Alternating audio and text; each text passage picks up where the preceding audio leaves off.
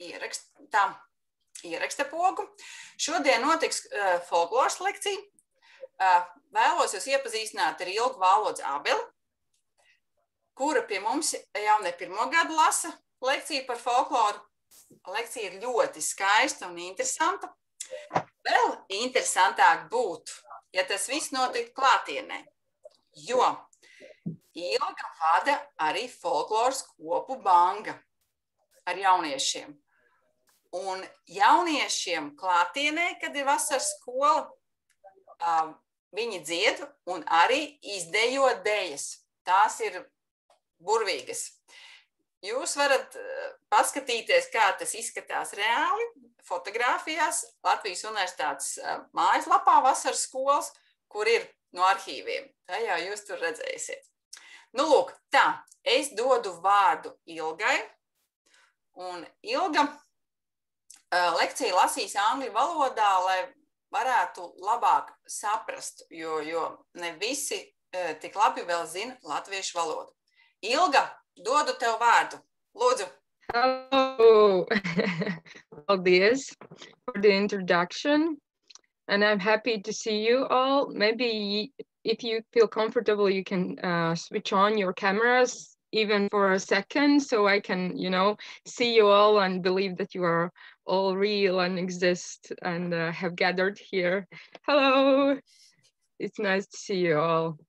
Yeah, but you can switch it off if you don't feel comfortable. For me, I will anyway show the presentation. I won't be able to see you all the time, but your faces are all really beautiful. And in the beginning, I want to apologize for the last time that I was not able to be here. I feel really sorry and really bad still about this. And if my voice at some point goes, like cracks, it's because I haven't fully recovered still from the sudden cold I just got.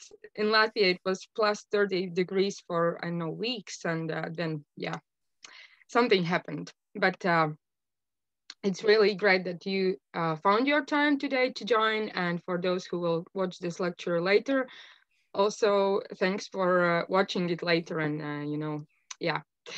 Okay, and I will just now share the screen with my presentation, and meanwhile I will tell a little bit about myself. I am Ilga and I just graduated Latvian University of Latvia Masters in Folkloristics, Baltic Philology. That's why also I speak Lithuanian, so with Laura before when we just connected.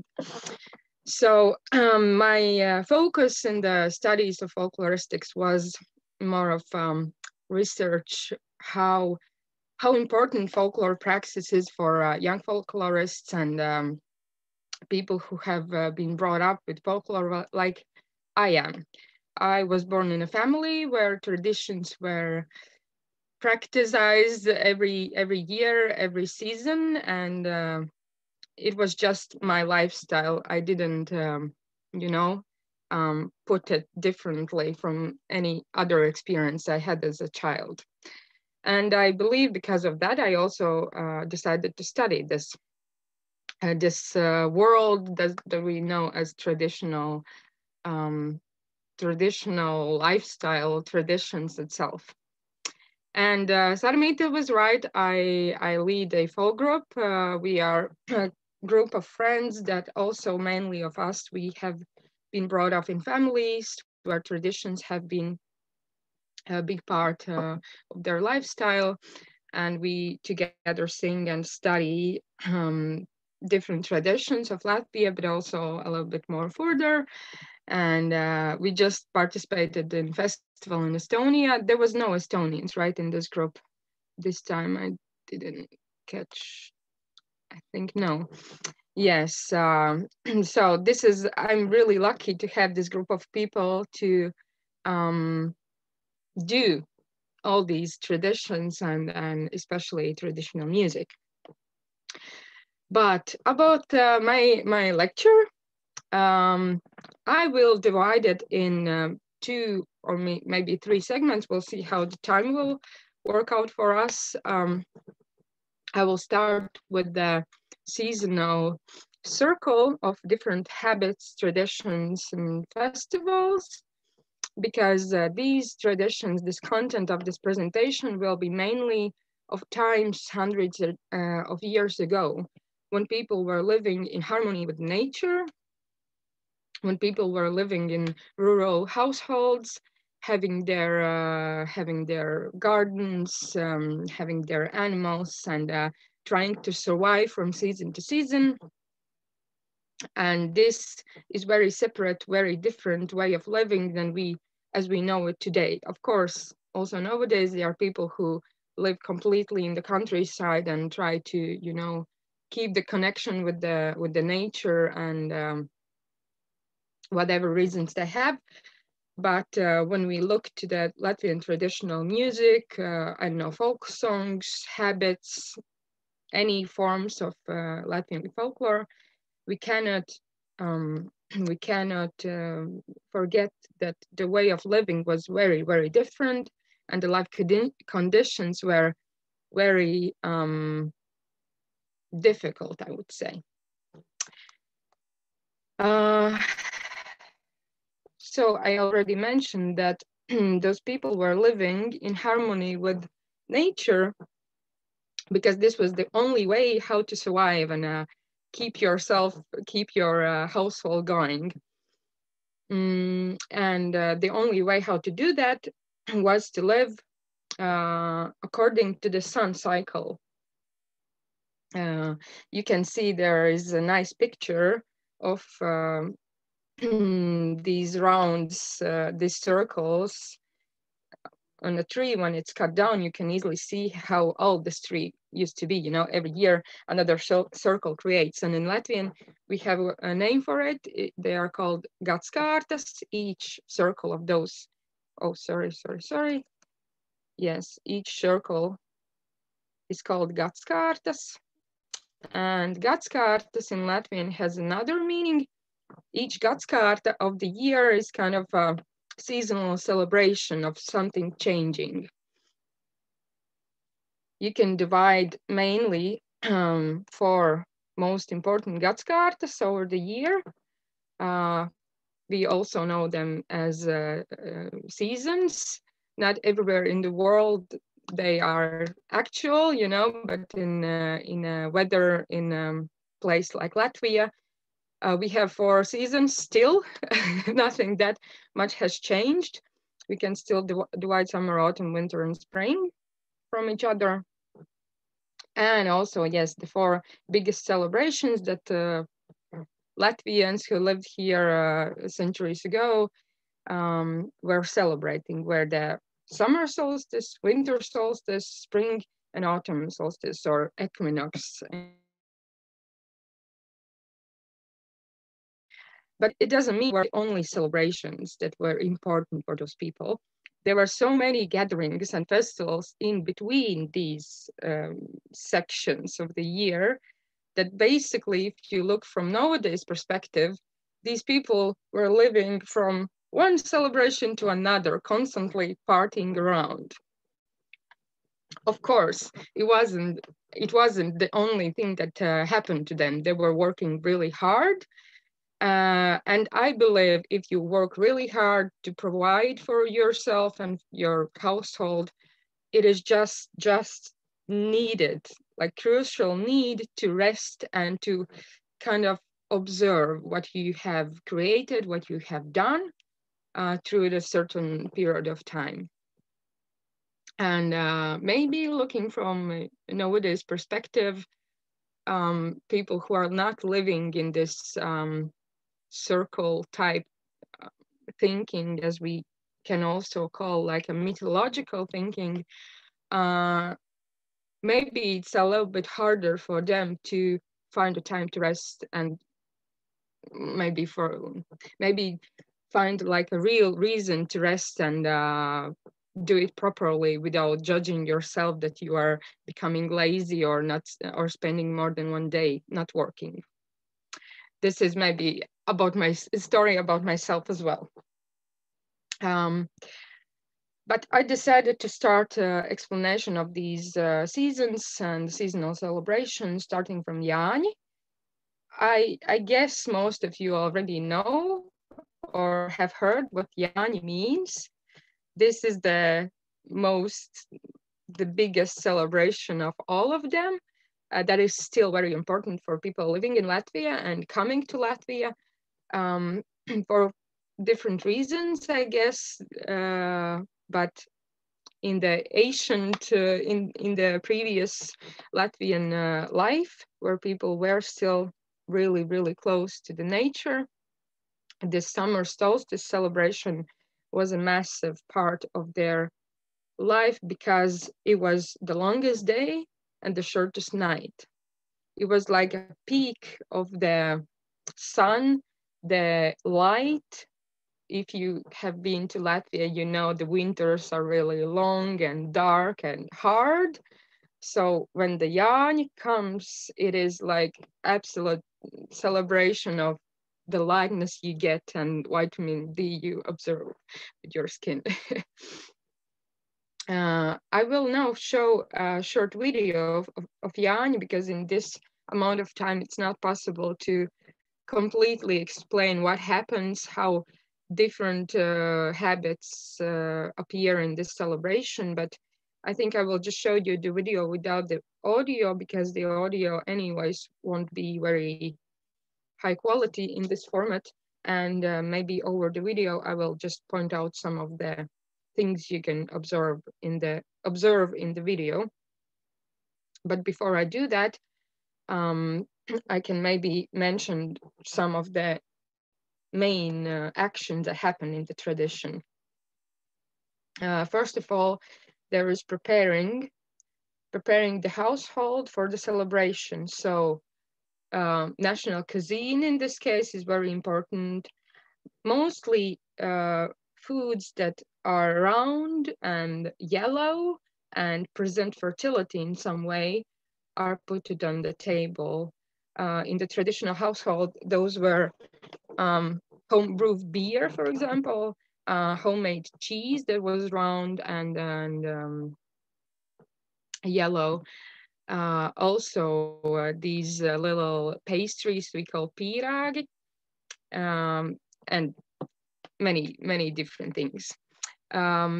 Also, the decoration of the household was very, very important.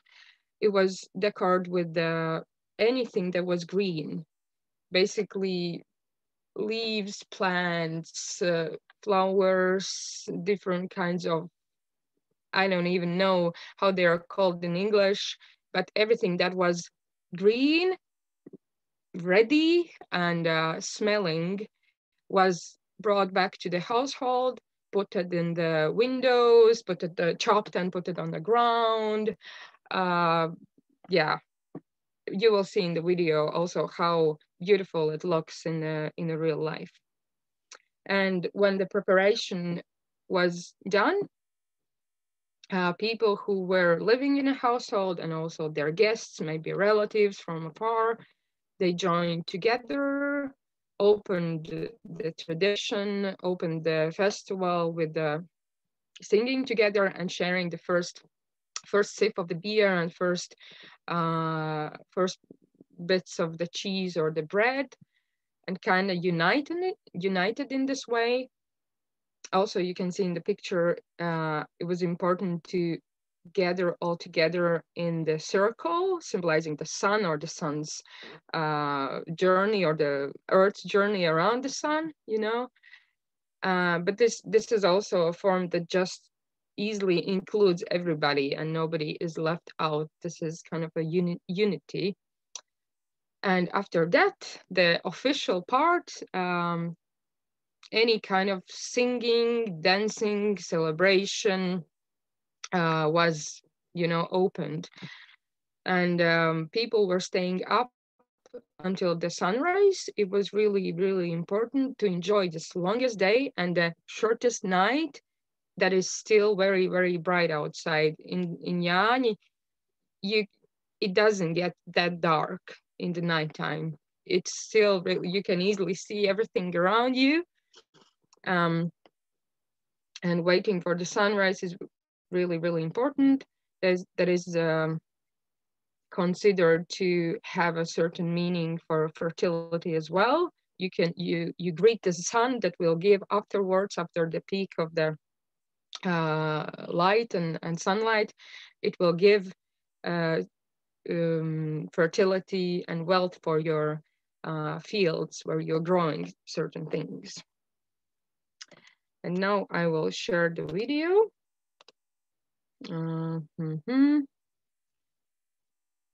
Do you still see the presentation, or it changed to Facebook video?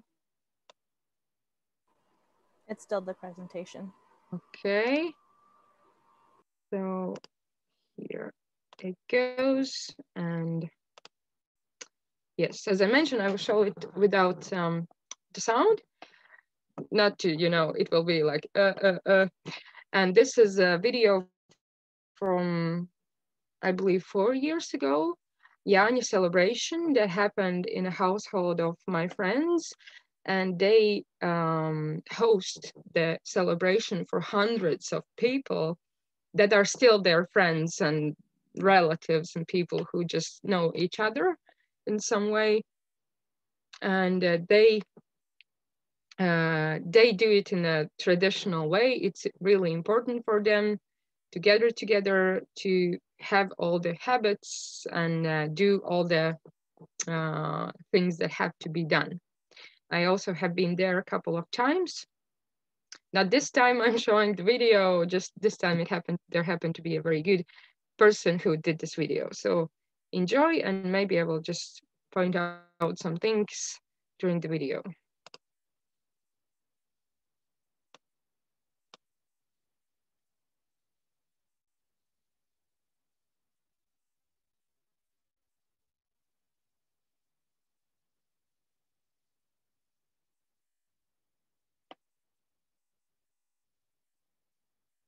So here you were able to see traditional games done also in a circle, people chasing each other as the sun does with the moon, is believed. And here's the big long table for everybody to sit down. And I meant it when I said there were hundreds of people.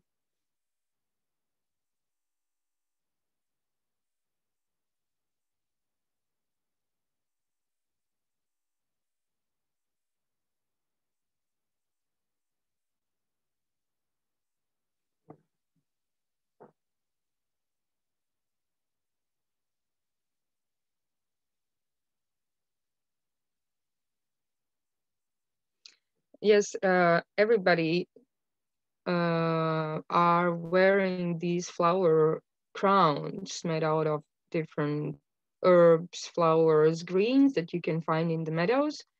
And boys and men usually wear crowns that are made from oak leaves as well. You can see it here. So this also symbolizes certain type of fertility and decorating yourself, feeling festive. Ilga, mums nav skaņa. Tas ir tā kā apzināti domāts vai kā? Yeah. Yeah, because the sound will be really in bad quality in this. I tried it last year already, and it was like. Yes, also fire is a crucial part of it, as you can understand from the symbolism of sun, and you know, we are staying up all night. Although it is the shortest night, we still have our fireplace, so there is the light all the time until the sunrise. And these guys are really crazy about fire things, so they always have these really and they look massive. And this is, I will make a pause here. This construction you can see is called Pūdele. And this is another fireplace on a really long stick. You are able to see from afar, even from neighborhood households, you know.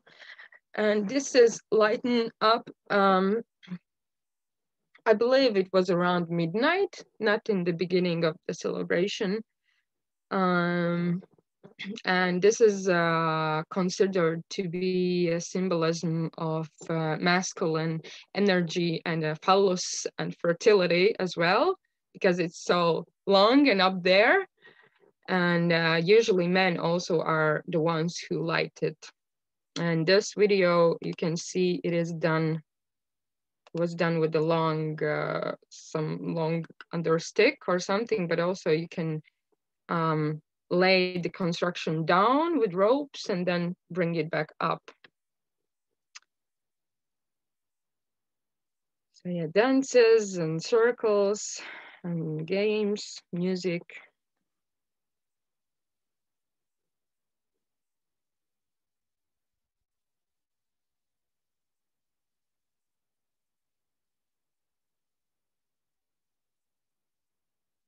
This is another fire ritual. This is called griestuves, or I don't know how to translate it, but the name is from the spinning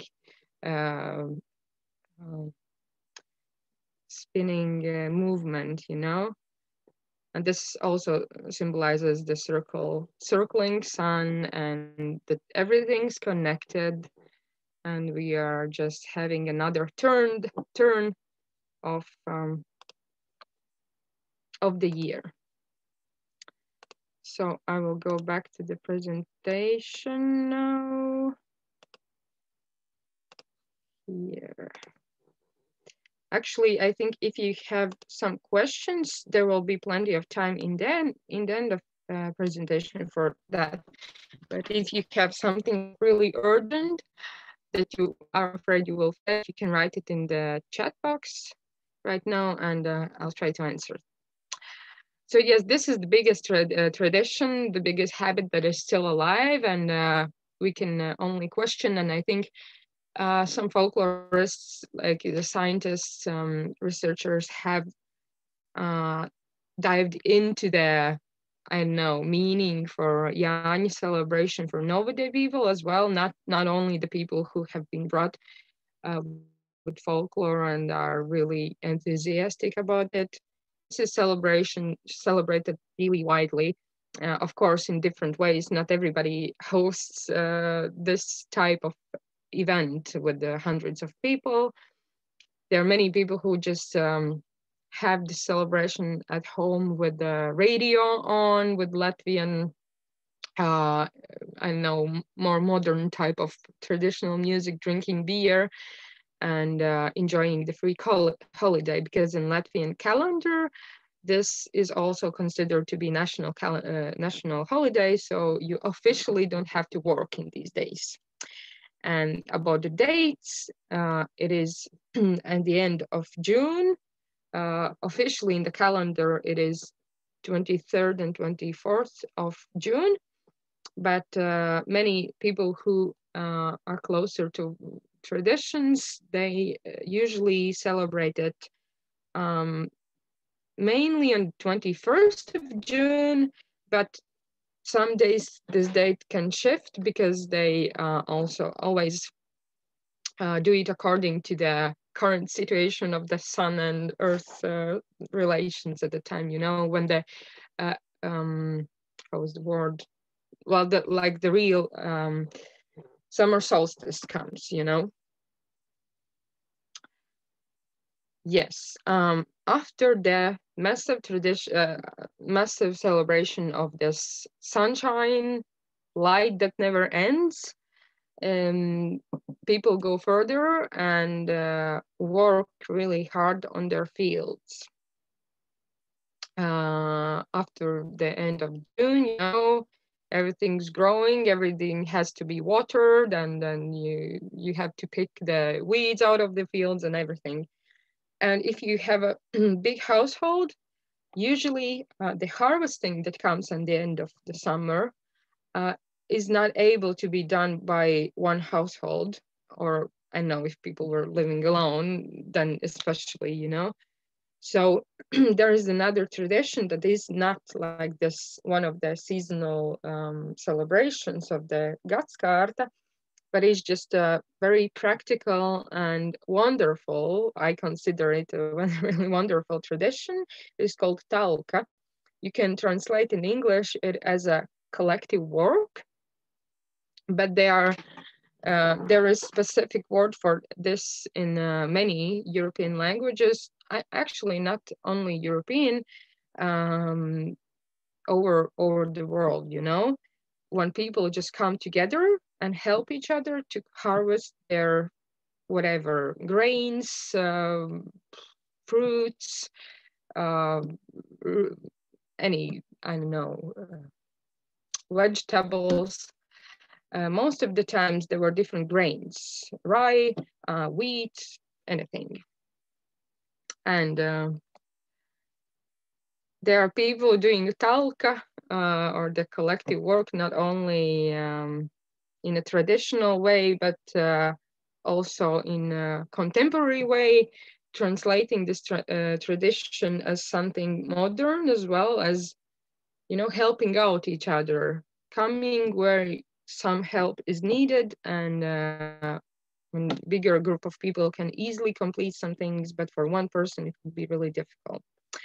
With my folk group Banga, these two photos come from our activities in Latgale, in the eastern part of Latvia, where we were learning the old jobs as to harvest the vegetables or to clean the, what was the word for stalls? The place where the animals were, you know, kept, goats and cows and horses. So yes, we learned the old way how to do that, with the also some maybe not very actual tools that people don't use anymore. They prefer to ride big trucks on the field. But also we have done talka in a contemporary way, collecting waste out of the seaside or in the forest, or yeah, also helping people with renovation, moving.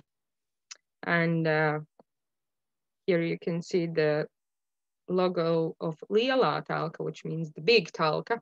That is a public action that takes place every year, organized by, I don't know if local municipalities organize it or whatever, when people are asked to come together to collect waste from public spaces, parks, paths, trails, seaside as well.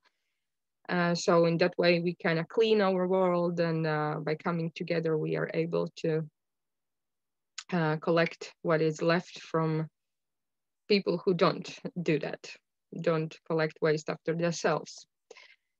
So this philosophy has, you know, gained a long way out of coming together neighborhoods to coming together as one inhabitants of one country.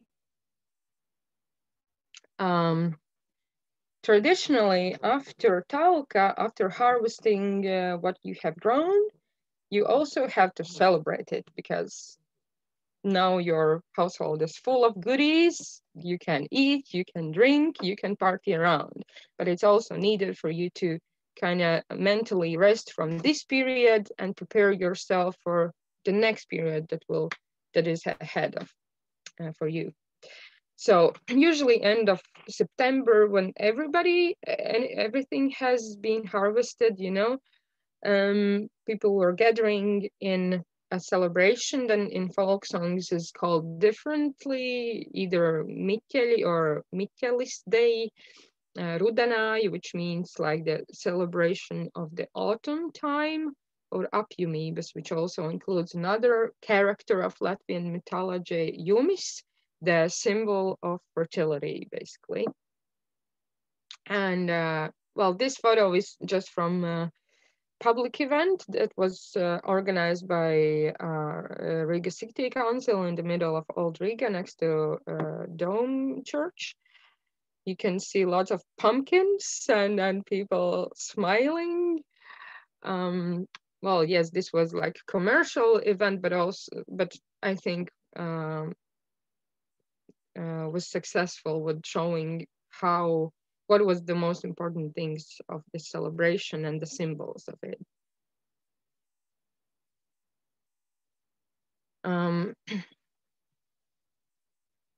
After this harvestation and celebration of it, another celebration comes, and it's the period of Mārtiņi or Mārtiņš Day. You have maybe already noticed that some of the names have some connections with the church calendar, St. Martin's Day, for example. And this is around the end of the October and the beginning of November. That is also the same time of the year when Halloween, for example, is celebrated, you know?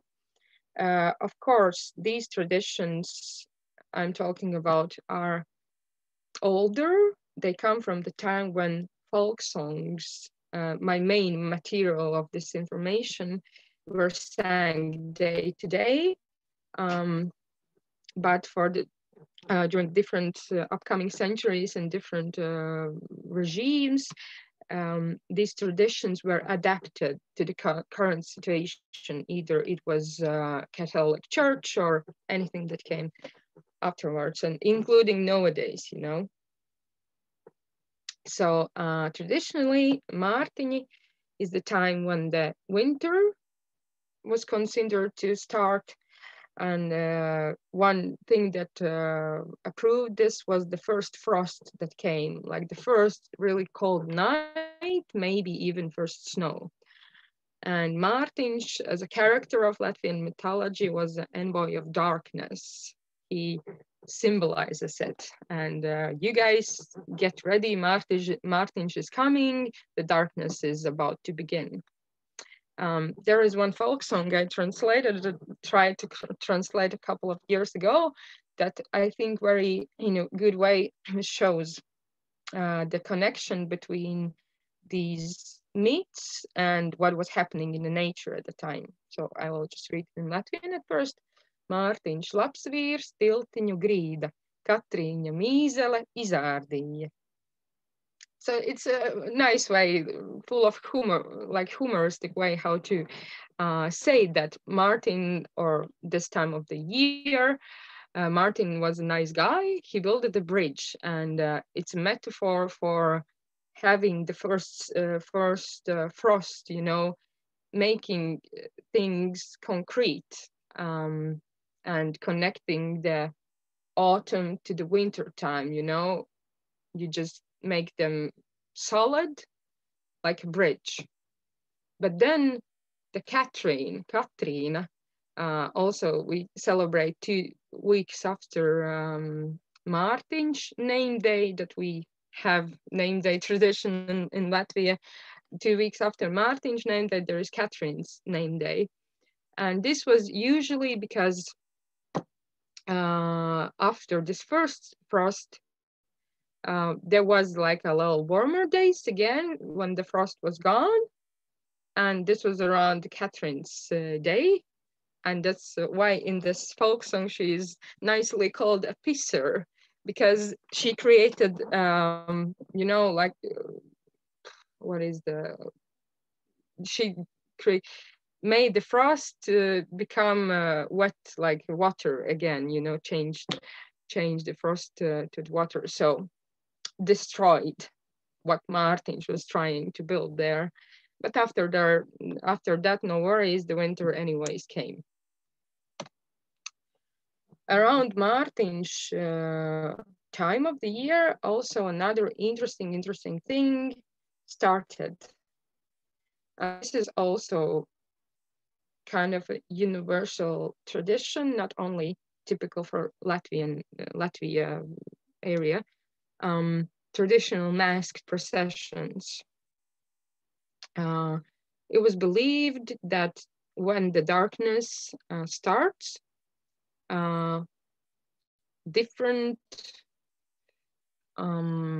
ghosts and characters from another world, from the world that is on the other side of the sun, or believed from the place where, you know, death ghosts come from, they kind of raise and wakes up. And people who are living in this region of the world made traditional masks and kind of through themselves personalize these different funky, interesting ghosts. So the first part of the mask tradition, mask processions, began. I will remind you that this happens around the beginning of November. In the traditional mask, there were several mask groups in this region, starting with Mārtiņi, or Mārtiņbērni, the children of Mārtiņš. They looked something like this. This is like a reconstruction of old materials about this tradition that was taken from older people who described how they remembered tradition from their childhood, and also from the folk songs. So you can see they're really funky looking. You cannot really tell who are they, and are they men or women or children dressed up in these costumes. Well, here probably this is one child, but also if a child's longer, you can never tell. And if you're dressing up in these masks, it was really, really important to lose your features, to become completely something else, for people not to understand who you are, you know? You can see a nowadays version of Mārtiņbērni and also for Katrīnas, these two wonderful girls. This is me and my full group also in the festival in Estonia a couple of years ago. We were presenting our Mārtiņš masking tradition for them. And yeah, basically no one from us can be recognized, especially these guys who have covered their faces with face masks, not only, you know, just put something, colored their masks on their real faces. And they just travel around, go from house to house, visiting the people who are living there, and they were considered to be these death ghosts that are just coming to see how people are living today. And in many folklore materials, the actions that Mārtiņi or Mārtiņbērni made were described as asking some tasks for people, or asking questions that proved how, like, the amount of knowledge they have. For example, you can show like an old book, especially in this old Gothic writing, and you test if the people who are living in the household are able to read it out. Or asking riddles was popular as well. When the Mārtiņš time ended, the mask traditions continued, but not only like they changed the characters. So when December maybe more came, the masked groups, masked people became more louder, more colorful, and was meant to bring more of a joy in the places they visited. Also, another symbols were pointed out, as you can see in this very nice picture, and especially in this part of the picture. You know, before the symbols you can read here is maybe oldness, wiseness, maybe that the beards also can, you know, represent, you know, these old guys with the long beard, like Dumbledore from Harry Potter. He was no doubt very bright and knowledgeable because of his beard, partly. But here, the symbolism is different. colorful, joyful. I will explain in short what did it mean. But in meanwhile, I will stop with this opposite solstice that comes. You remember we started with the summer solstice, but this is the winter solstice. After the time of Mārtiņi, when this around the end of December comes summer solstice or Ziemassvētki. You can see that the symbolism and actions can be a little bit similar as in Jāņi. Well, of course, there's a big difference that everything is white and cold. But people are still gathering. They are gathering around the fireplace. They sing, they dance, they do different kinds of actions together. And this time was considered to be important for them to wake up. You know, they lived through the darkness that November brought. December, it was already kind of a long time to survive on, you know, in the darkness and coldness. But there is a hope that the sun is somewhere out there and it will come back. So around this winter solstice, people were calling for the sun to come back, kind of shaking off the coldness. And that's also why the mask traditions changed. With the noise, we are shaking the world. With the round movement, we are hoping for change to come.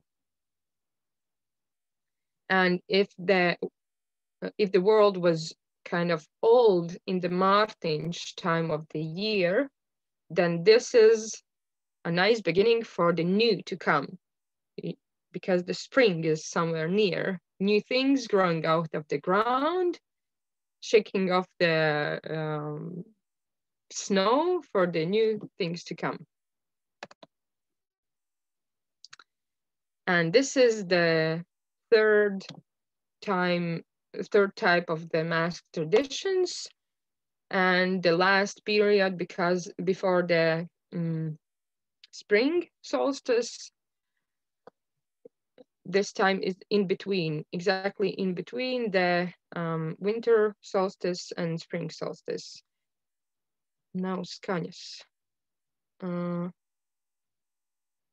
you hear me? Or I just noticed there was something written in the chat. Oh, it was about video, right? Jā, varu dzirdēt. Super. Paldies. So, I will now show you another video. Well, for this, it is in a little bit more like better quality. Maybe I will try to share it also with the sound. If the sound is really terrible, just tell me. I will mute it, and I will send you this presentation afterwards, so you will be able to enjoy it in high quality. But yes, Meteņi is the time of the year when the mask traditions are about to end. Mask processions are about to end. But just before that, we are really, really, really shaking up this world. We are really showing off of all our symbols of fertility, as you can see in this picture. These hats, for example, hats for men who dressed up as budeļi, or the characters of the Meteņu time. They are made out of, I think, wheat straws. So they are just attached to these red ribbons, put it up in this construction that has, the grains on the top of them. And also they include in their costumes the symbol of phallus, or just easily 1 carrot and 2 onions. Around your belt, they have instruments for different kinds of noises. You see the drums, there is a tambourine, there is wooden horn, or what is it called? Taure. You can just have like a stick, and if you go inside, you can just pump it to the ground, so it makes a noise and a rhythm. And I will show you a video now of what, oh, sorry. What does the budeli do?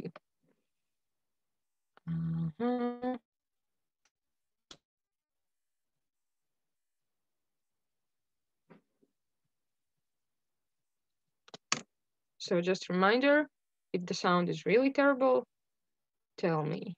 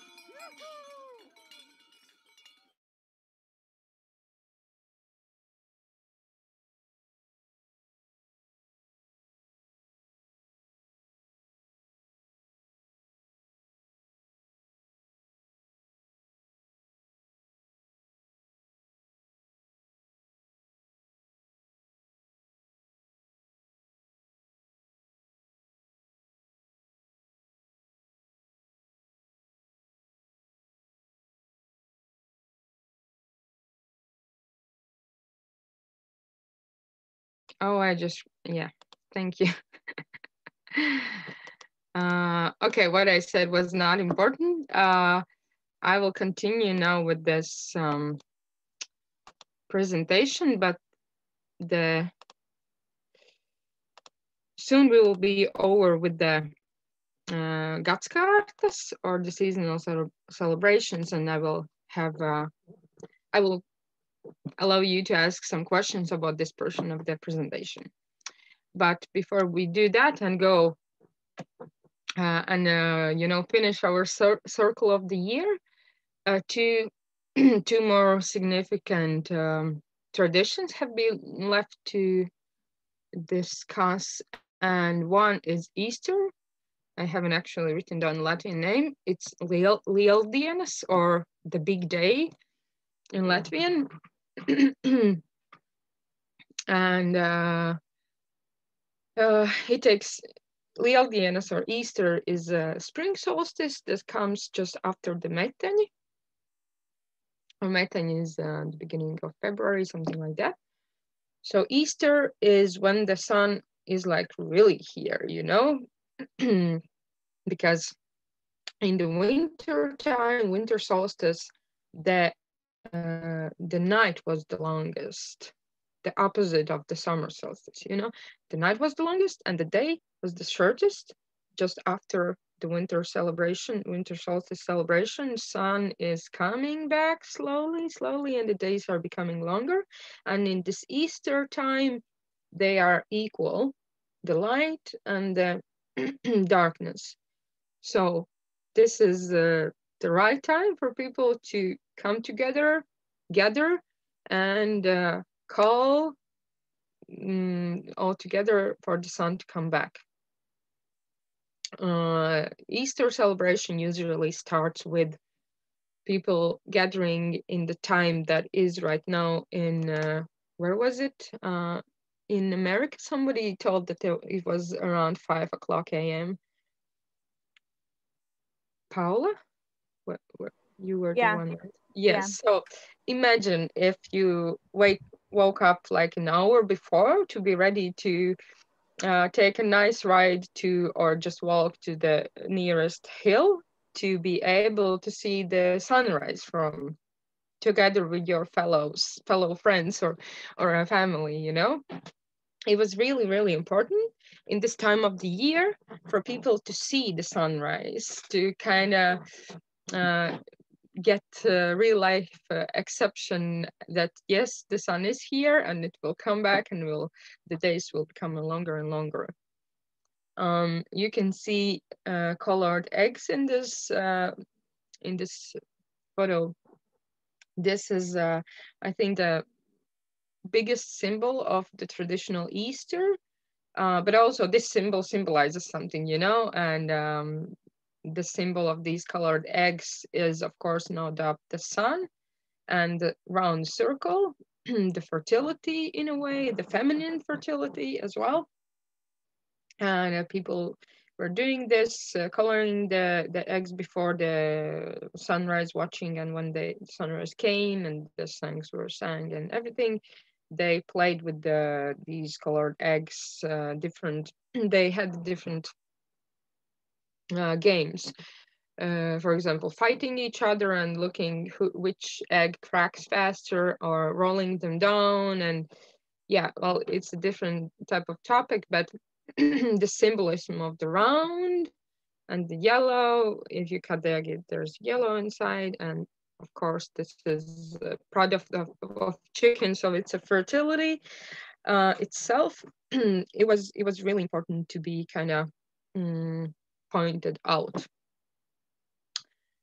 And also in the Easter time, the birds are waking up more, or the birds who have spent the winter time in a more warmer climate, for example, Egypt, they started to come back. And also in Latin folk songs, there's certain type of songs that are considered like the calling for the birds, and they were sang during this Easter time of the year.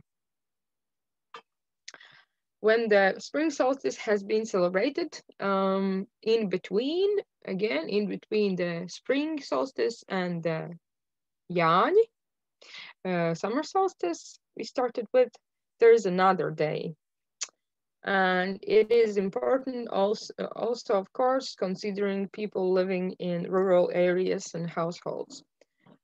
It was the first time of the year when for the first time, horses were brought back from the shelled. I don't know how is staus in English. I apologize, always forgetting. But they were brought up to the fields where they were staying out for the first time for the first night of the year. All the night, it was warm enough again for them to stay out, and people celebrated this time with staying out there together with them. You can maybe notice that for Latvians, it was for some reason important in some parts of the year, stay up through all the night, in Jāņi and also in Ūsiņi, or Ūsiņš Day celebration. It was people were staying outside with the horses, singing different songs about this character, Ūsiņš, that is believed to be like an envoy of horses, and also for the bees. This is the time of the year where bees are also, coming out there. The first blossoms maybe appear, and they start to collect nectar for new honey.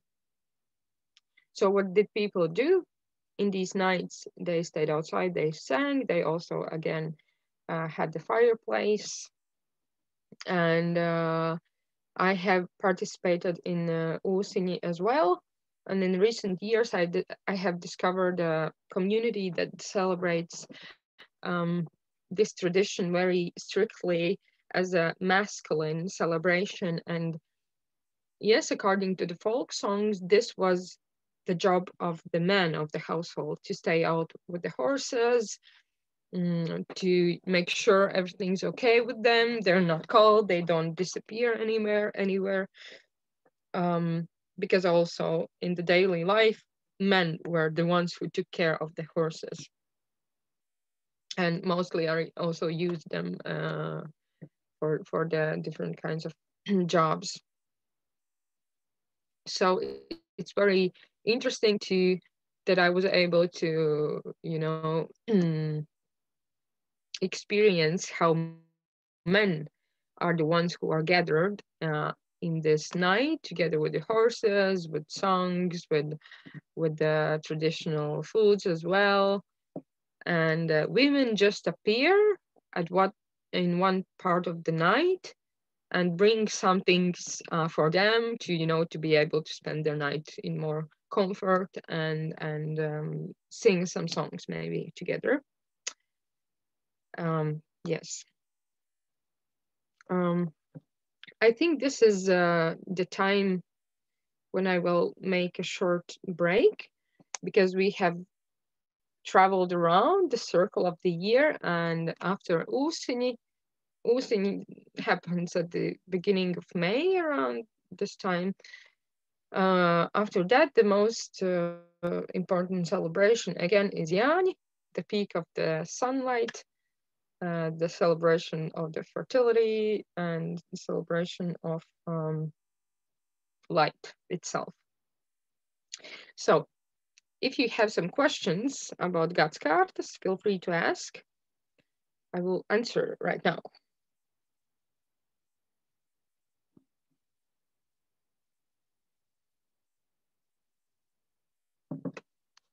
I can also change the slides if you wanted to see something more about certain celebrations.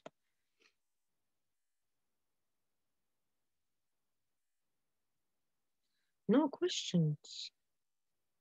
Oh, here, sorry. Still for the horses to stay in. Yes, stalls could be stable, maybe, yeah. Yeah, so they were not staying in anymore during the Ūsiņi, but staying outside. And during the whole summertime, horses were left outside to eat the grass and live their life in the household. Are all of these festivals still celebrated? Well, it depends on where you are and with what people you live together.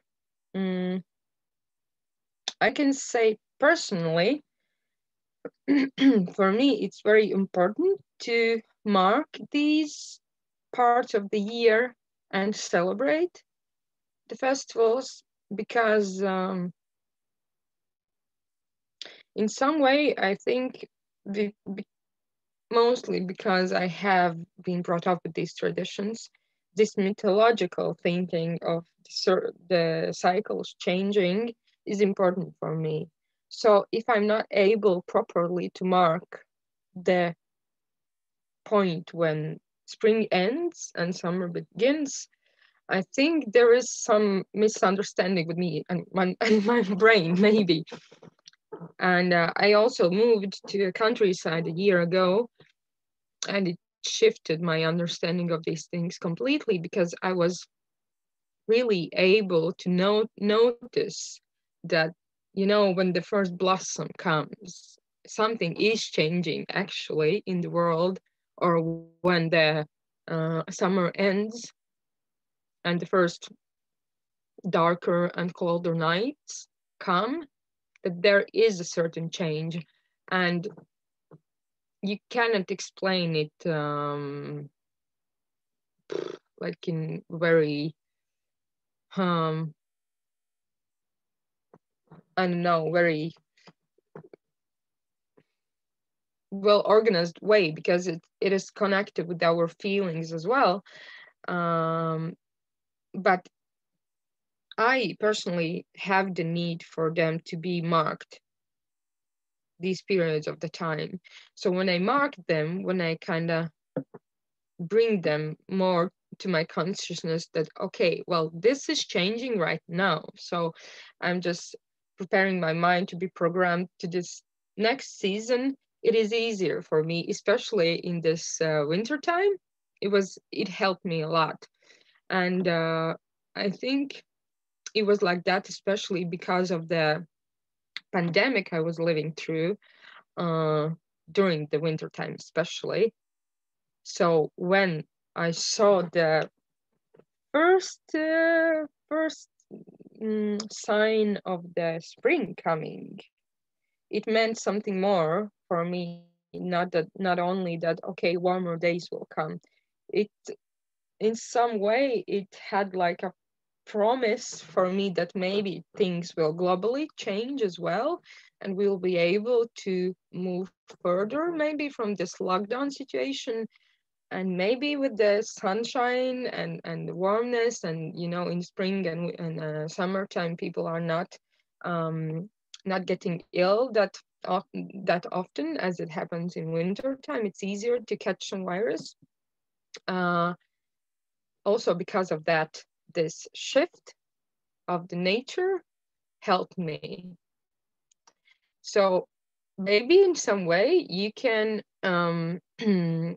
compare it with the mythological thinking and the thinking of person living in a rural area, when what you do in the nature, that your well-being and your health depends on what you do in the nature. Because if you don't live according to the sun and its circle, if you ignore that in the springtime things have to be planted, that you will never survive. So yeah, there was some personal aspect for me. But in general, in Latvia, these festivals mostly Jāņi is widely celebrated. I think it is because also it is included in the official holiday, as an official holiday in the calendar. in Christmas time, for example, I believe Christmas are more celebrated either in the church tradition or in this modern tradition with the presents and family coming together. But the Latvian traditional habits in the Christmas time are not that popular anymore, after all. About Easter, I could say maybe there are certain habits about the traditional Latvian Easter that are important for people who celebrate this this festival nowadays. Of course, the symbolism of this Easter rabbit has like a massive role also in Latvian Easter tradition nowadays. But people are still coloring the eggs with natural ingredients, with natural herbs, and in a traditional way. But yeah, I don't think there's, yeah, it's like a nice syncretism between different traditions. And about the autumn time celebration when the harvest was made, you know, Mitķeli or apjamības, that's not very important. That's usually the time when the school starts, you know, so another tradition has taken its place in some way. Yes, I hope I answered to your question. Do citizens also celebrate Mārtiņu? I mean, it's more like a harvesting festival. Harvesting happens just before Mārtiņu. If you meant Mitķeli, then it's about the harvesting. But Mārtiņu was the time when the you know, the masking thing started. And no, not really. Both of these traditions, Mitķeli and Mārtiņu, they are not like really popular in nowadays Latvia. I mean, in the school system, it's kind of interesting thing that in the school system, teachers and in the kindergartens as well, teachers implement these traditions in their scholar year. But most of the times, as I have noticed, both as a student and as a teacher, mostly it happens just with like, you know, this is the time of the Mārtiņu, so we will just learn one Mārtiņu song, like a short one, or play some Mārtiņu time game, and this will be it. I haven't, you know, noticed that there will be like a bigger explanation of these things. Usually it's just, you know, how we do the music lessons or whatever lessons during this time of the year. Yes, we will implement some traditions, but it's not like the biggest part of it. Maybe I'm mistaken. Maybe somewhere it happens differently. Of course, somewhere it happens differently, in some private schools in particular as well. But overall, as in the country, not really. These traditions are not that important. Time the Halloween is taking over it. You're welcome. So if there's another question, you can ask it right now. If not, I will go further. You still have 15 minutes left. But at the end, you will have a chance to ask more questions. Okay, I guess I will go further then. So ending with the traditional circle of seasons, but focusing to the person, to a human, what was important for people personally. Because of course, the nature was a crucial part of their lives, but even though if you're living in the nature, still there are certain things happening to you that are not connected with the time of the year.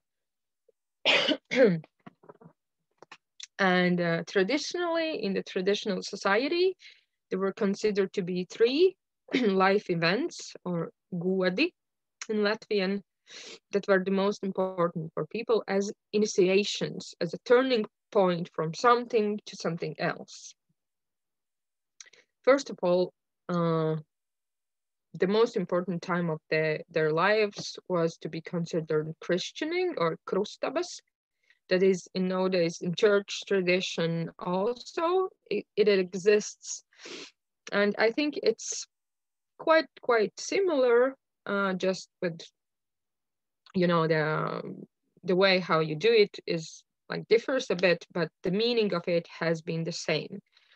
So well, but I will explain later closely all of the three of, yeah, the godi. The second one is vedības or wedding, when a person turns from maiden or young person to already a married person and creating a family of their own, usually in the traditional society. And the third one is when the person is not participating in the celebration himself or herself, but it is still considered to be very, very important, and also for nowadays society, to mark the time when the person goes away from this world, as funeral or bedības or bēres in Latvian as well. So closer about three of these initiations. Christening or krustabas was the time for the person to officially kind of become a part of the family, because in Latvian traditional society, a child usually didn't even have a name before this celebration. It was given to him or her during this ritual. In a church tradition, you receive like your church name, right? In a christening process. But yeah, children who didn't, who were before still waiting for their krustabas, usually were just called like in just nice, cute names, like I don't know, Little B or well, anything, you know, just what sounded cute and nice, or just diminutive of bērns, like bērniņš, a child, little child. And also for this tradition, the richest format you can find information about is Latvian traditional folk songs, or dainas, or tautas dziesmas. But of course, every child and every situation is different, and you can adapt the process to whatever you feel it is right to. In traditional krustabas, each person, each child has 3 godparents, not 2, but 3, just to be extra secure, you know? It's never too many people for you to take care of, right? You can see a picture from nowadays. This krustabas happened maybe 5 or 6 years ago, also in a family of people I know. And this child has 3 godparents, 2 women and one man. The godparents in Latvian folk songs are called kūmas. You can see it written down. And how can you decide who will be your godparents? For boys, there usually was, I think it was written somewhere there. No. For boys, there were 2 godmothers and 1 godfather, and vice versa for girls, you know? So kind of for it to even out the energy of the genders. I know, maybe, you know, if you're a man yourself, maybe you need more feminine care.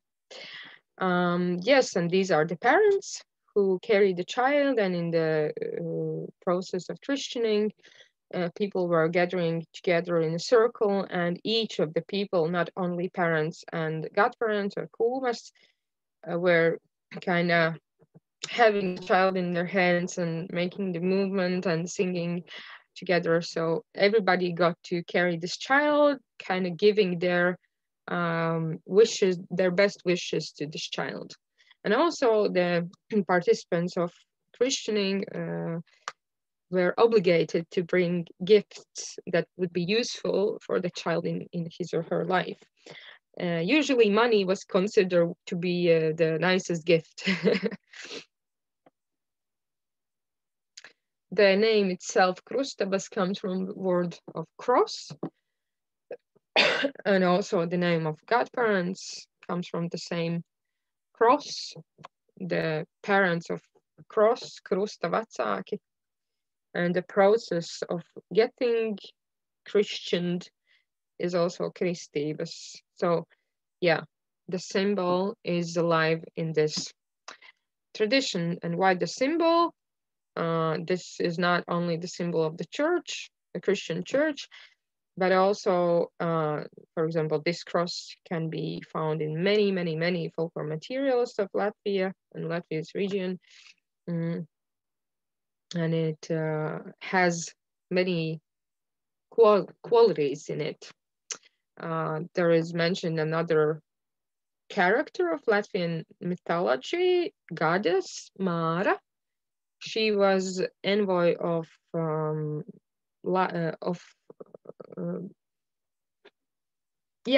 life itself. Actually, also of the death, but mostly of the life. So it was like her duty to bring fertility, health, healing, power, and bring it all to the home, you know.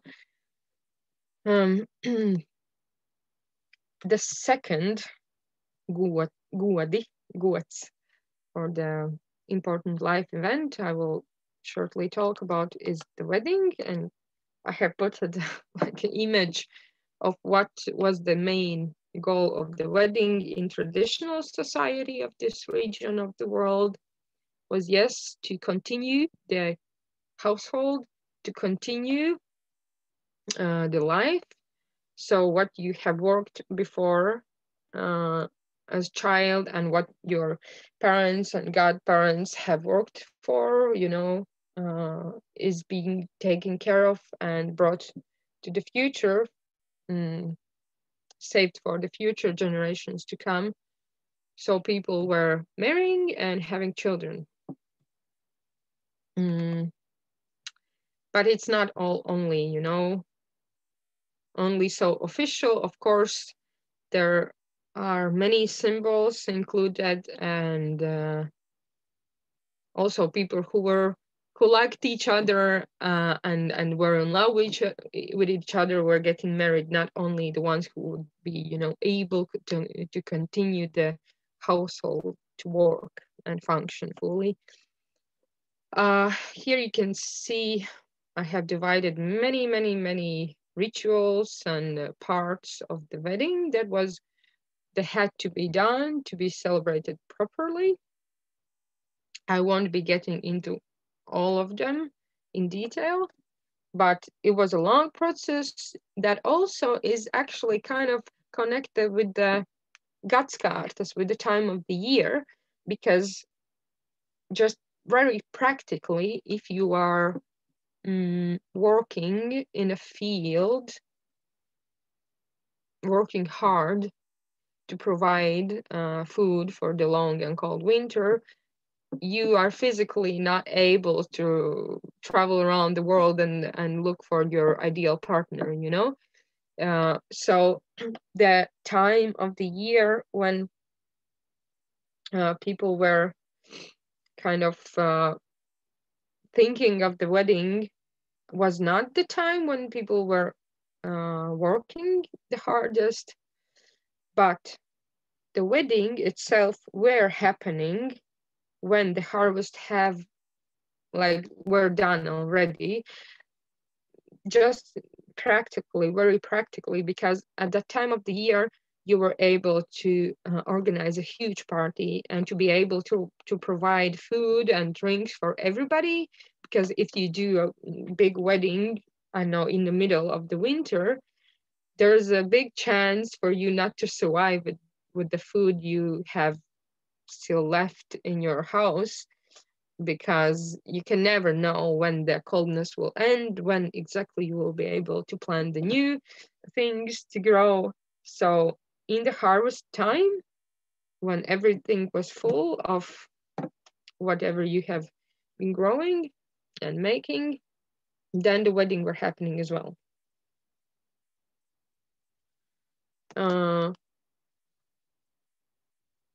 Yes, I think you all read what is written down here.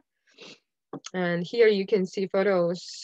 This photo is also from quite nowadays, but people who are celebrating the wedding in a traditional way, in archaeological costumes, and the music. You can see bagpipes here and drums here, and this is like a gate for the newlyweds to come in. Kind of also another symbol from entering the new world from the previous world, you know, like a nice initiation. Now you're married and together you enter to this new household you will both live in for the rest of your lives. And this is the dowry of the bride, a nice wooden box you put in all of your things you have been working on, all the knitting things, all the viewed things that you will just take away with you that will be useful for your future time, future life. These pictures are really beautiful and always make me smile because I actually participated in this wedding. This is a friend of mine getting married. I think this happened also 5 years ago or before. And was done in a traditional way as well. So one part of the traditional wedding is that the groom takes away this flower crown of his bride. Remember in Jāņi, all women were wearing these flower crowns as well.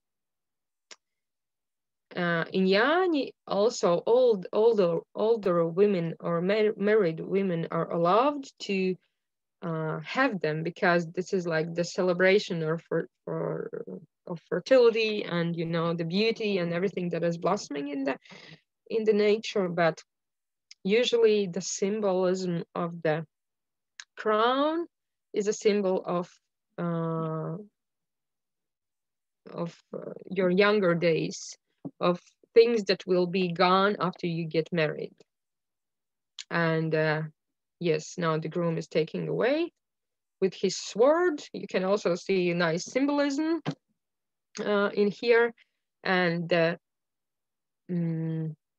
mother-in-law and another woman is just putting, instead of this flower crown, is putting another thing for the bride on her head. Yes. So this also for the outer world symbolizes that this woman is taken and a new life is ahead for her. Shortly, I will mention that remembering the masked processions, masking is not happening only in the cold and dark time of the year, but also in some other events. And one of those are wedding. People are masking and pretending to be someone else, also in the weddings, kind of to test out how smart the people are there. And for the groom, there was one important task to be able to tell which bride is the correct one he's about to marry. So you can see 3 wonderful, beautiful, attractive ladies in this photo that are about to be the ones who will come for the groom, like to trick him if he will be able to tell, well, this is not the lady I'm about to marry, you know. And here you can see with the real bride, these guys, and this guy was pretending he's a bride that comes also with a goat of her own, so she's like a really rich one, and maybe he wants to change his mind and take this bride to be his wedded wife. Here you can see again my full group. You can spot myself in this photo as well. Nicely dressed up as a attractive Jewish men with the instrument. And we were actually participating in a wedding to be these gypsies or Jews. That is also that is important, like one masking group of Latvian traditional masking, you know, something that is not Latvian, something from the outer world, something different that is shaking things up, you know. And we came in dressed in the opposite gender. You can see here lovely Jānis, a friend of mine, and here myself and another girl of our group. Mostly the people were dressing up in the opposite gender, just making noise, bringing joy into the wedding. And well, luckily you can see the newlyweds also consider it to be fun and enjoy it fully. From fun to the last important life event of one's life, we have turned to this tradition of bedības or bēres funeral. But I want to point out that the traditional funeral was not always only about the sorrow and the loss, but it was considered if you're leaving this world, if a person is leaving this world in a joyful way, in a way that people who are still here are, you know, accenting the good things in his or her life, then also the person's way to this next world will be easy. And it shows in the folk song, Vedat mani dziedādami, nevedat raudādami, laiet mana dvēselīte, piedieviņa dziedādama. So sing your farewell in songs, not through the sorrow or crying, so that my soul will travel to God also with singing. And here in the photo you can see this zigzag symbolism that symbolizes the water, and is also called the zigzag of Mara, the character the goddess I mentioned before, that is, remember, responsible not only for the life, giving birth, but also taking the life. So the circle is connected and the movement continues all the time. And this symbol also represents the water, like the waves of the water, you know, something that is always in the movement, as with the human life. People burn, people die, and it repeats all the time with new lives. And then they are coming back in this one particular time of the year in Mārtiņa as masked characters. Yes. So we have a little bit more time. I will shortly maybe introduce you with another traditional signs. So you can see already here the Māras līklocis, the symbol of Māra and symbol of the water and movement.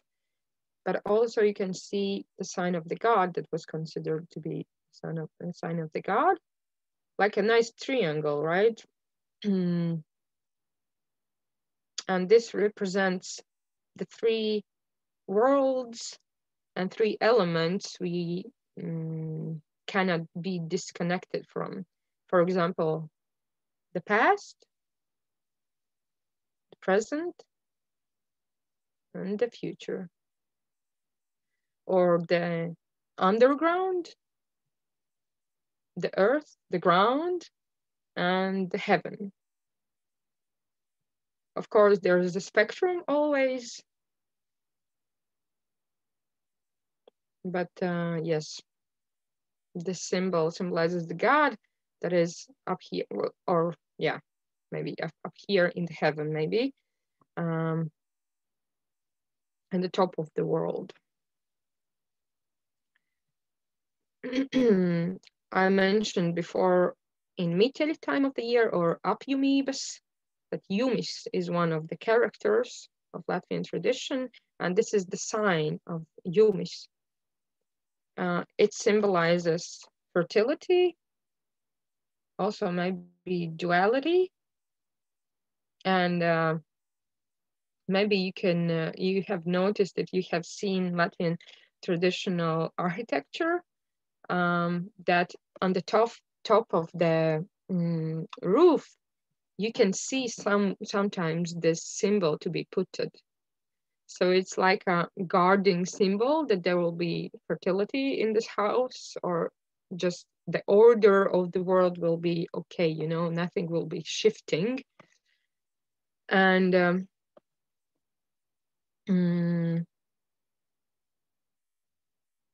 sometimes also in the traditional harvesting time, if you can spot, for example, a rye that has two spikes on one straw, they are called the jumis as well, because usually there's just one. I hope it's the correct name for it in English, the spike. Like you have rye, straw, and where the grains are, usually it's just one part.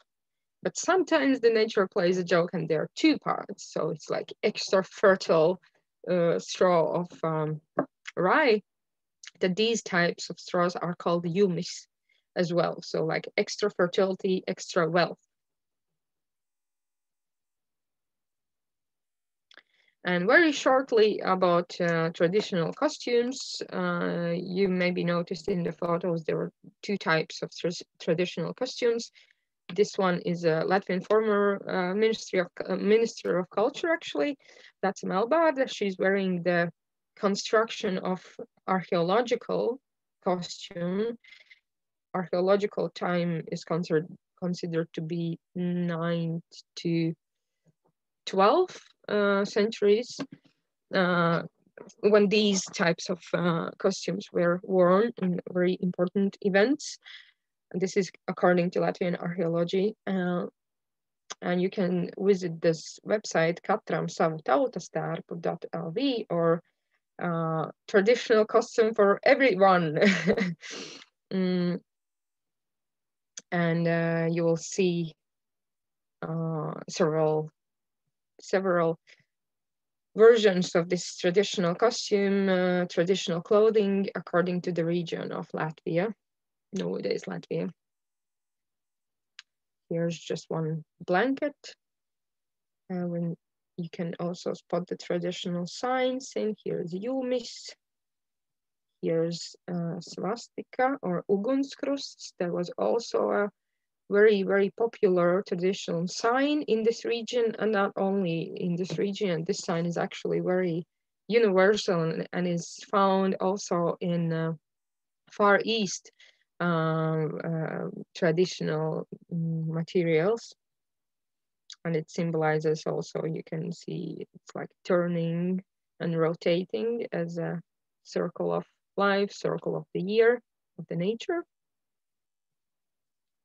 And here you can also spot the māras līklotis, the zigzag, the flowing, the waving all the time. And yeah, if you just look to this picture for a while, you can see lots of things.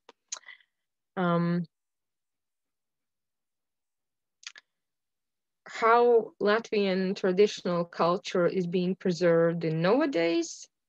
There is one way already I mentioned, and you asked questions about that. Yes, people are celebrating these things for themselves. People are doing the habits and teaching them to younger generations, but also there is institutional way how things have been preserved and saved. Of course, it's like the official archives of Latvian traditions, but also few of Latvian traditions have been included in the intangible cultural heritage list of the world, and a few traditions of those are, maybe you already know this huge dziesmu svētki tradition, or Baltic song and dance celebrations that happens not only in Latvia but also in Estonia. And another tradition of it is very unique preservation of the region of Western Latvia, or Suiti. You can afterwards watch this video on the presentation you will receive that explains more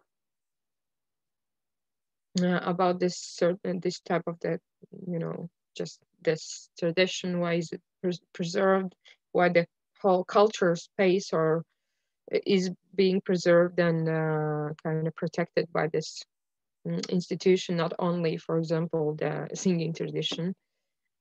And very shortly, one of the most significant traditions of this particular region of Suiti, but also it is seen and it is preserved in different parts of Latvia. For example, here in Sēlija region, next to the Lithuanian border, somewhere here, next to the river Daugava, which makes it separated from Latgale. But also in Latgale, you can spot some part of this tradition is vocal polyphony as burdons, or drone singing.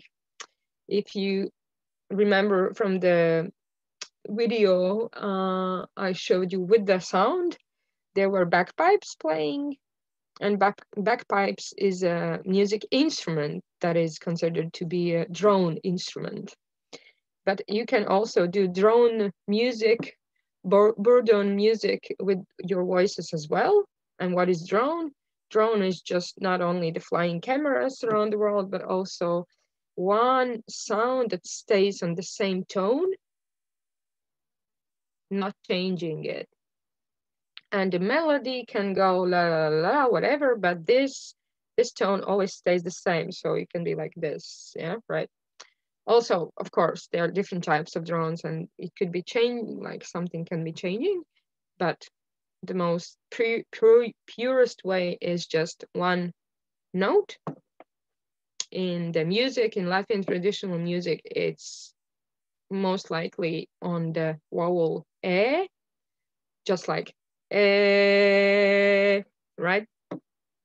And the melody is happens at the same time when just group of people are singing e. And yes, this tradition is very significant of the region of Suiti.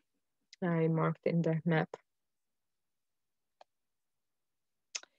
And the last thing I will tell you about is what is happening with I know, maybe just really shortly, of the research of folklore nowadays. Not only the things that people do count, but also what happens in the science and how we consider the traditions itself. We can also not do them, but talk about them and analyze them as well, or do both, as I do. So when the world understood that folklore is not only something old, but also exists nowadays, and new traditions are forming, there was a huge shift for folklorists to kind of put more interest in nowadays processes.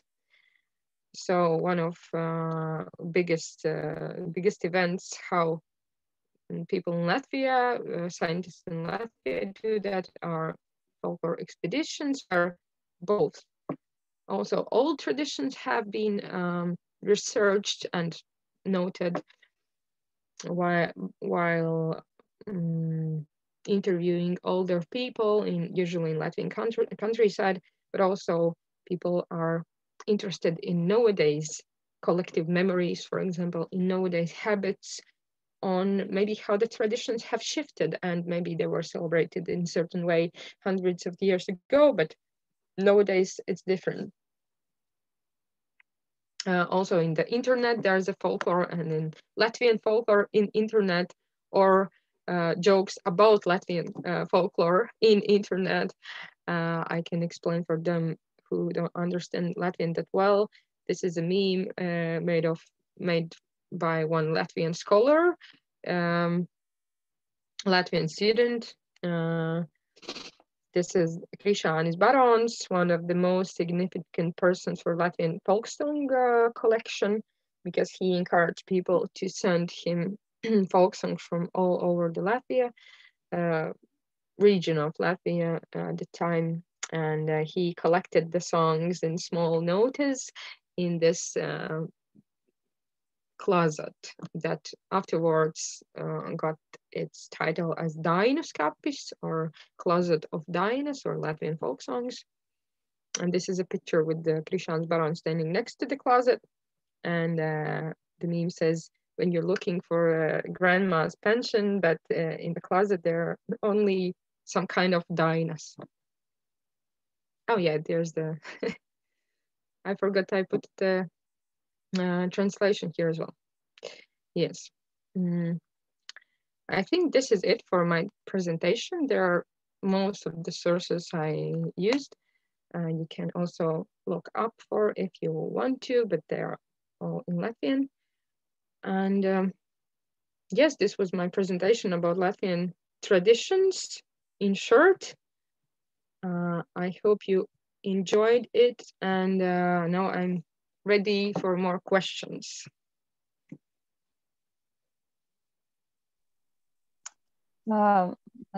First of all, thank you for very, very interesting lecture. And I have a few questions. First of all, I wanted to ask you, well, I'm Lithuanian, yeah, and we also have, I guess we have these zīmes, these signs, you know, but I'm not quite sure if they are our common signs, like Baltic signs, or are they only Latvian? Because when you go to Latvia, you see them all around. And here in Lithuania, yes, somewhere in some places, but they are not so popular. But I'm not quite sure if they are common. Maybe you know. Thanks for the question. Well, as we are in the same part of the world, and you know, everything that happened around people was basically the same in the traditional societies before Christianity, I believe they are mostly the same. I'm not that informed about Lithuanian traditional signs, but of what I know, they also symbolize certain sources of the nature, for example, or elements of the nature, the water, the fire, everything, and also some characters, you know, as I mentioned, maybe Mara. I'm not sure if you have Mara, like the goddess of the, or the character of the life and the death. No, I think no. Something else. No, but yeah. No. But mostly, yes, I think they are pretty much the same as our gods and spirits are also mostly the same. So there's not that much of a difference. And if in India, some signs we also like have common signs with Indian culture, then most likely with Lithuanians, it is pretty similar. Yeah, yes, sure. And I also wanted to ask you, there were these people that we saw in your photos, yeah. are they, do they consider themselves pagans still? Because I don't know, a part of society here in Lithuania still consider themselves pagans. Maybe, I don't know if this movement is also present in Latvia. That's a good one. I should say that there are many groups of people who do include folklore in their lives, and they divide up in groups of how they consider themselves or what they consider themselves in connection with this traditional thinking. Of course, there are people who consider themselves pagans. I'm not sure if they really could be called like that, because I personally am not aware of any person that would physically go and worship, for example, the thunder, Pērkons somewhere, or do all the things that were believed to bring more fertility and wealth in their households. Also, the question is, can you be a pagan if you live in a city and work in an office?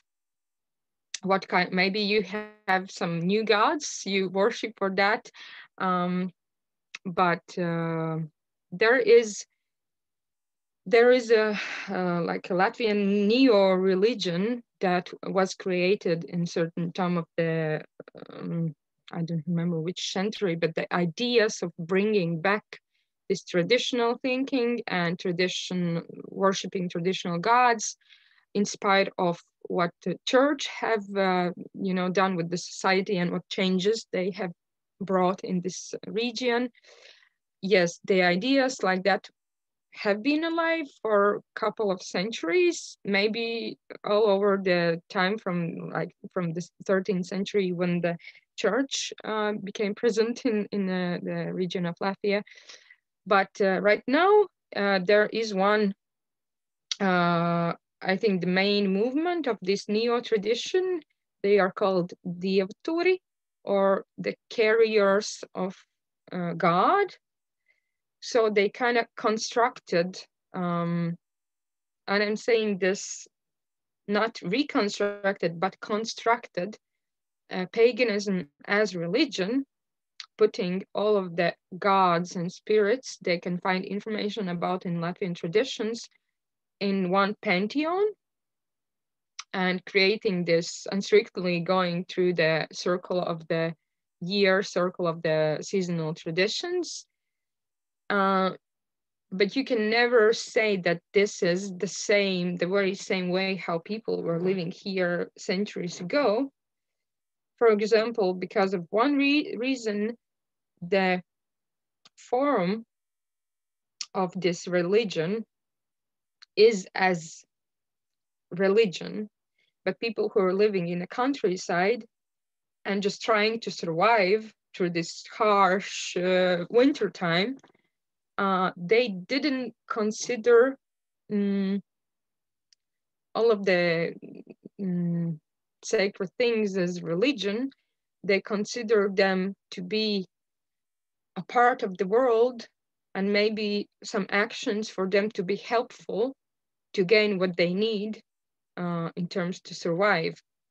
I don't want to take away some sort of spirituality of it, because of course Asian Latvians or Latvian ancestors had very spiritual life, and also my professors, in particular Janina Kursīte, have investigated the spirituality of Balts a lot, and I can suggest you some materials about that as well. I'm not sure if they are in English that much, but in Latvian language, of course, I can. You can just email me, and I will be happy to send you some suggestions. But yes, this form of religion as diasporas that have, for example, built the temple of these paganism, pagans who consider them pagans. It wasn't like that. people were doing these things in their households or where it was needed, not gathering together from any parts of Latvia, going to one exact space as a temple in the middle of Daugava on an island to kind of come together and yeah, do those things. I'm not sure if I answered to your question, but for sure you should say that each person considers him or herself differently. And yes, I have myself been in touch with people who say they are pagans, but what it means, it differs for everybody. There's another question. I understand that some young Latvians are reviving some Viking traditions. Is there a link between Latvian folklore and the Vikings? Okay, the Vikings were nice visitors of ours, you know. I'm also not that knowledgeable about Vikings, but Vikings are considered, you know, to be these armed guys from the Scandinavia coming over the seaside to look for new properties or to look for new wives as well. But one tribe of Baltic tribes were very standing out in this way, and this tribe was Kurši, the part of the tribe of Baltics who were living next to the seaside. Nowadays we call Kurzeme or Kurlandia, and before, so the land of Kurši, and they were considered to be very, very brave, very like lacking the smell of the blood. And they did huge things, and you can also see some movies made about Kurši. So they are, I think, in many situations, kind of associated for people to be like Vikings of Baltics.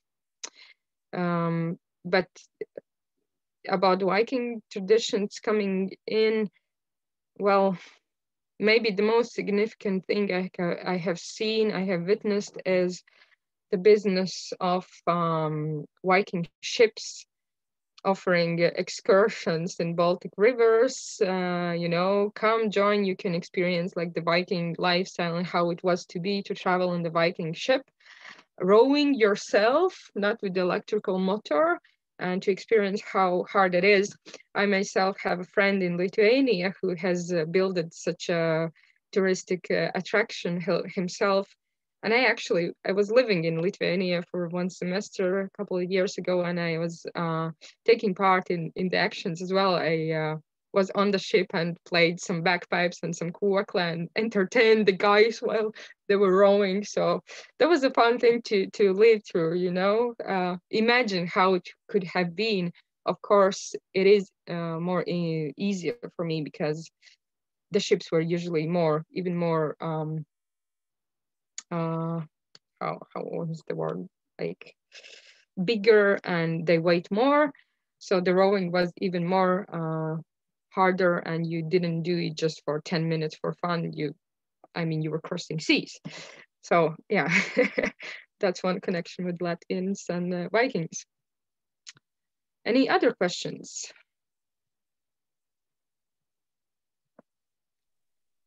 Yes, I still have one question, but if somebody else wants to ask, yeah, I'll give the word. Go on.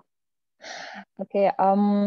Here in Lithuania, we also have like very similar traditions that you presented, and we also have like these masks of Jewish and gypsies and so on. But in these days, with all this political correctness, so we have some issues here. Me personally, I attend a folklore ensemble, and yeah, and during Meteni, Mardi Gras, yeah, it's always a question of whether to sing songs about Jewish people or not. Do you have the same problems in Latvia too, or it's just us? Of course, we are in this together. Of course, while the times are changing, we cannot stick completely to the way of how people were living years ago, and it touches many subjects. For example, like really bright example, I myself, I'm a vegan, so I don't eat eggs during the Eastern celebration, but I still celebrate Easter. And there's this question, am I not fooling anybody, or is it correct for me to, you know, celebrate Easter, or am I allowed to do it? And also about, yes, these sometimes very racistic and not tolerant attitude that was kind of expressed to several traditions. Yes, there are huge discussions about that. And you always have to, you know, be aware of who you and how would you impact somebody with certain things you are doing, not only, you know, practicing folklore. But about the Jewish characters or Roma characters, I was when I started to think about that, I was seeking for the meaning of the characters. Why did Latvians dress up as Jewish or gypsies during this wintertime masking tradition? Why did I choose to do that? And people who have researched Latvian traditions have pointed out that this was a way how to impersonate something that is different from yourself. So if you're Latvian or if you are with white skin, you pretend to be somebody else. In Latvia's case, the most different people who are living in this area were gypsies and Jewish. There are no black people in the time of the in the region of Latvia, maybe some, but it wasn't like a group of society. Also, the same thing was women dressing up as a man. I have done it myself. And it is a really weird feeling and really weird experience, but somehow very powerful and pushing. In order to shift things up and being able to survive and shorten your long and cold days, the shaking of the world, the creating chaos through turning into somebody else, someone else, was helpful thing. So if you impersonate somebody that you are not, it is maybe easier for you to come back and to greet the sun that is coming back. So this is a short explanation of that. And about the harassment, I have talked with the director, the leader of Museum Latvian Jews in Latvia about this topic in particular, and also about, you know, singing about Jews in Latvian language, because in Lithuanian you still call the Jews žydai, which is the form as it was used centuries ago. But in Latvian, we used to call them žīdi, but we, for political reasons, are not quite allowed to do that anymore, but we call them ebreji. But this person explained to me, if you are singing these songs or doing these traditions without meaning to harass somebody, to bully somebody, then you are allowed for him as a Jew himself to use this form of the word, because it was just how people were called at the time. But if you are trying to do that nowadays with nowadays perspective, just calling somebody like that,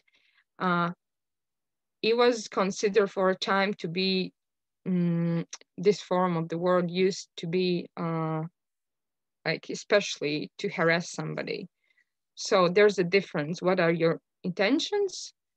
But in general, they are not that angry about, these traditions, because with mask traditions, it was not the aim to harass another group of people.